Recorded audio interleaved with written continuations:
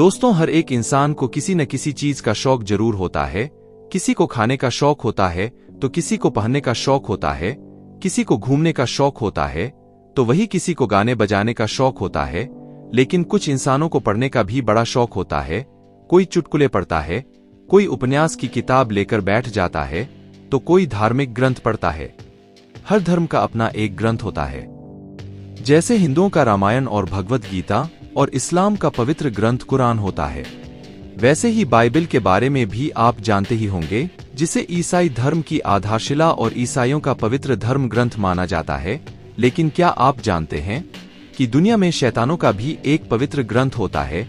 जी हाँ, चौंकिए मत, ये 100% सही है। तो दोस्तों, आज हम इस वीडियो के माध्यम से इस शैतानी ग्रंथ के बारे में रहस्यमयी चीजों का खुलासा करने वाले हैं। लेकिन बिना डरे आप इस वीडियो में मेरे साथ बने रहना। दोस्तों, इस किताब को डेविल्स बाइबल यानी शैतान की बाइबल के नाम से जाना जाता है। जी हाँ, यह दुनिया की सबसे रहस्यमय शैतानी किताब मानी जाती है, क्योंकि इसके पहले ही पन्ने पर ही एक डरावने शैतान की तस्वीर बनाई गई है। इसके अलावा किताब के अन्य पन्नों पर भी शैतानों की ही डरावनी तस्वीरें बनी हुई है। इस रहस्यमय शैतानी किताब को कोडेक्स गिगास के नाम से भी जाना जाता है। इस किताब को दुनिया की सबसे खतरनाक किताब का दर्जा हासिल है, क्योंकि इसके बारे में आज तक ये पता नहीं चल पाया है कि इसे किसने लिखा है और क्यों लिखा है। फिलहाल यह किताब स्वीडन के पुस्तकालय में सुरक्षित रखी हुई, जिसे देखने के लिए हजारों लोग पहुंचते हैं। यह किताब इंसानों के मन में इसलिए भी कौतूहल पैदा करती है क्योंकि इसे कागज के पन्नों पर नहीं बल्कि चमड़े से बने पन्नों पर लिखा गया है।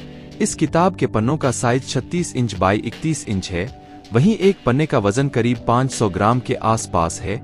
कुल 160 पन्नों की यह किताब बहुत भारी भरकम है। इसका वजन 85 किलो के आसपास बताया जाता है। इसे उठाने में कम से कम 2 हट्टे-कट्टे लोगों की जरूरत तो पड़ती ही है। कोडेक्स गिगास का इतिहास। यह बिल्कुल स्पष्ट नहीं है कि मध्ययुगीन पांडुलिपि कैसे आई, लेकिन हम जानते हैं कि यह बोहेमिया साम्राज्य में कोडेक्स गिगास में एक पेज पहले पृष्ठ पर अस्पष्ट नोट इस तथ्य से संबंधित है कि पांडुलिपि का पहला ज्ञात मालिक पोर्लाजिस मठ था। पहले पृष्ठ पर धन्यवाद से साथ लिखा है। हम जानते हैं कि पोर्लाजिस मठ कोडेक्स गिगास का पहला ज्ञात मालिक था। हालांकि यह संभावना नहीं है कि पांडुलिपि का उत्पादन वहां किया गया था। इस तरह की परियोजना शुरू करने के लिए मठ बहुत छोटा और कमजोर था। कोडेक्स गिगास को उस समय दुनिया के आश्चर्यों में से एक के रूप में देखा जाता था। नोट में कहा गया है कि 1295 में पोर्लाजिस के भिक्षुओं ने कोडेक्स गिगास को सेडलेक में स्थित एक मठ में गिरवी रख दिया था, जो अब चेक गणराज्य है। नोट में यह भी कहा गया है कि पांडुलिपि को उसी वर्ष ब्रेवनो मठ के बेनेडिक्टिन ऑर्डर के लिए पुनर्खरीद किया गया था।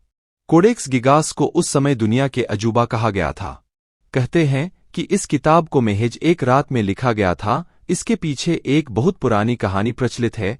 कहा जाता है कि 1204 से 1230 के बीच यानी 13वीं सदी में एक सन्यासी ने अपनी मठवासी प्रतिज्ञाओं और कानून को तोड़ दिया था। कहा जाता है कि उस मठ के सन्यासी शैतानी ताकतों के साथ मिलकर जंगली जानवरों को मार कर खा जाता था। जब मुख्य सन्यासी को मालूम पड़ा तो उसको दीवार में जिंदा चुनवा देने की सजा सुनाई गई थी।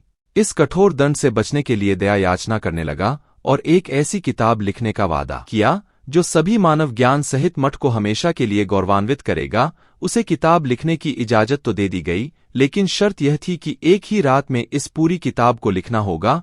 आरोपी सन्यासी ने शर्त कबूल कर ली, लेकिन कहते हैं कि आधी रात को जब उसने देखा कि वह अकेले पूरी किताब को नहीं लिख सकता है, तो उसने एक विशेष प्रार्थना के द्वारा शैतान को बुलाया। वो शैतान इतना खतरनाक था कि जो भी कोई उस शैतान को बुलाने की गलती करता था, शैतान उसको मारकर रहस्यमयी तरीके से खून पी लेता था और शरीर के नाजुक अंगों को खा जाता था। उस मठ के सन्यासी ने अपनी आत्मा के बदले में किताब को पूरा करवाने के लिए मदद मांगी। शैतान इसके लिए तैयार हो गया और उसने रात भर में ही पूरी किताब लिख डाली। हालांकि वैज्ञानिक मानते हैं कि प्राचीन समय में चमड़े के पन्नों पर ऐसी किताब को महज एक दिन में लिखना नामुमकिन है। अगर दिन रात एक करके लगातार किताब लिखी जाए तो भी इस किताब को पूरा करने में कम से कम 20 साल का समय लगेगा। कुछ शोधकर्ताओं ने इस तर्क को गलत भी ठहराया है।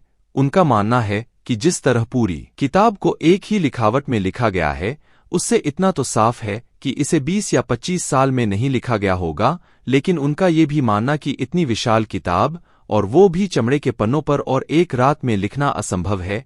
बयानिकों का ये भी कहना है कि पवित्र मठ में इतने बड़े बड़े एयर इतने चमड़े के पन्ने आए कहाँ से। कुल मिलाकर 700 सालों के बाद भी दुनिया की सबसे डरावनी किताब की गुत्थी आज तक सुलझ नहीं पाई है। इस वीडियो में बस इतना ही। मेरी वीडियो अच्छी लगी हो तो लाइक, कमेंट, शेयर करें और सब्सक्राइब करना ना भूले। Thank you for watching my video. जय हिंद।